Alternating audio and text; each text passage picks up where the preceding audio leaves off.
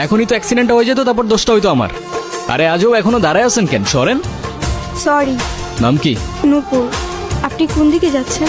কেন, আপনি কোথায় যাচ্ছেন? রূপগঞ্জে। আপনি চাইলে আমি আপনাকে ড্রপ করে দিতে পারি। আপনাকে ধন্যবাদ বলে ছোট করব, আপনি সত্যি আমার অনেক বড় উপকার করলেন। আচ্ছা, আপনি এখান থেকে তাহলে কোথায় যাবেন? আমার একটা ফ্রেন্ড আসবে।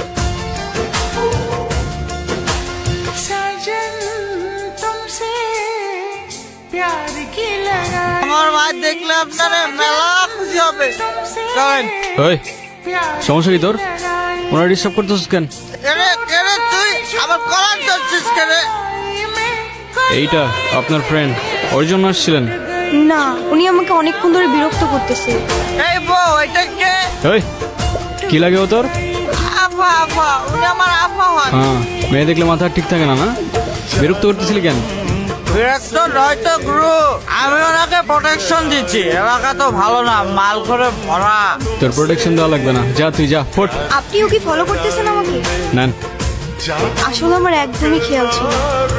আপনার গাড়িতে ফেলে আসছিলাম না? Yes ma'am. একটা কল করা যাবে? হ্যালো, আমি নূপুর। বাসায় ফেলে আসছি। আমি তো রূপগঞ্জে। তুমি কোথায়? কিন্তু আমি তো রূপগঞ্জ নাই এখন। সকালে আম্মু আপুর সাথে কথা বলে আসছি। তোমাকে না কালকে বললাম আমি রূপগঞ্জে আসতেছি। আমার তো খেয়ালই ছিল না। তো আমি এখন একা কি করব এখানে? তুমি এক কাজ করো, শ্যামপুর স্টেশনে আসো, ওইখান থেকে আমরা একসাথে পালাই যাবো। আচ্ছা ঠিক আছে। আপনি কি আমাকে একটু শ্যামপুর স্টেশনে পৌঁছে দিতে পারবেন? চলেন, আমাদের জার্নি এখানেই শেষ। আচ্ছা, আপনার বয়ফ্রেন্ড কই? ও আসে নাই? আসছে হয়তো। আচ্ছা, আপনার ফোনটা একটু দেন তো। কি হয়েছে, তুমি কল ধরতেছো না কেন? আমি স্টেশনে এসে দাঁড়ায় আছি, তুমি কই?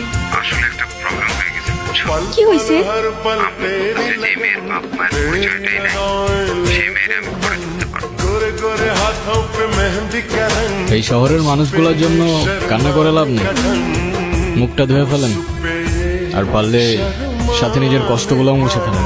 বলছিলাম না, আজকাল মানুষের 2 দিনে ভালোবাসা হয়, 3 দিনে পালাই গিয়ে 4 দিনে ডিভোর্স হয়ে যায়। আপনার তো তাও ভাগ্য ভালো, আগেই কাহিনী শেষ। আচ্ছা, আমার সাথে বারবার কেন এমন করে বলতে পারেন? আচ্ছা, কি হয়েছে বলেন তো? সে যেই তো আসে নাই, আপনি বাসায় ফিরে যান। না, আমি আর ওই বাসায় ফিরতে পারবো না, আর কখনো ফিরতে চাই না। ফিরতে চান না মানে? ঠিক বুঝতে পারলাম না। মা বাবা হারানোর পর আমি আমার মামা বাড়িতেই বড় হয়েছি। মা বাবার ভালোবাসাটা কি সেটা আমি কখনোই বুঝে উঠি নাই।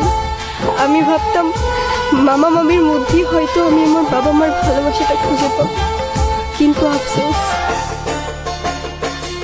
কিরে, এত দেরি হলো যে? এই 500 টাকা তোর কাছে রাখ, আর তোর মামি আসলি কোষ? আমি হাটে গেছি। হ্যাঁ, মামার একটা বদ অভ্যাস, মামা জুয়ায় আসক্ত। 3 বেলা না খেয়ে থাকলেও তার জুয়া ছাড়া এক মুহূর্ত চলতো না, আর তার জুয়ার সঙ্গী ছিল জাহাঙ্গীর। এগুলো ওরে পড়ায় নিয়ে আসো, আজকে জাহাঙ্গীরের লগে ওর বিয়া দিব। কি কর, মাইয়াটার তো কিছুই কর নাই। কেন ওরে করা লাগবো কেন? বেশি কথা বাড়ানো তো। যাও, ওরে রেডি করে নিয়ে আসো, যাও। তোর মামায় আমার জীবনটা নষ্ট করছে, এখন তোর জীবনটা নষ্ট করবে। শুনছি 7-8টা বউ আছে, সংসার করতে পারে না। তোরে না একটা পুলায় ভালোবাসে, এই পুলাটারে কল দে, কল দিয়া পুলাটার সাথে পালায় আসা। তোর জীবনটা নষ্ট করিস না। ও নাকি আমাকে অনেক ভালোবাসে, আমার জন্য সব কিছু করতে পারবে।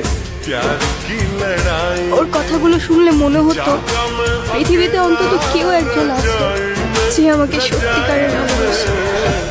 আর যখন কাঁধে দায়িত্বটা পড়লো, সেই ভালোবাসা জানালা দিয়ে পালায় গেল, তাই তো? আমি তোমাকে ভালোবাসি।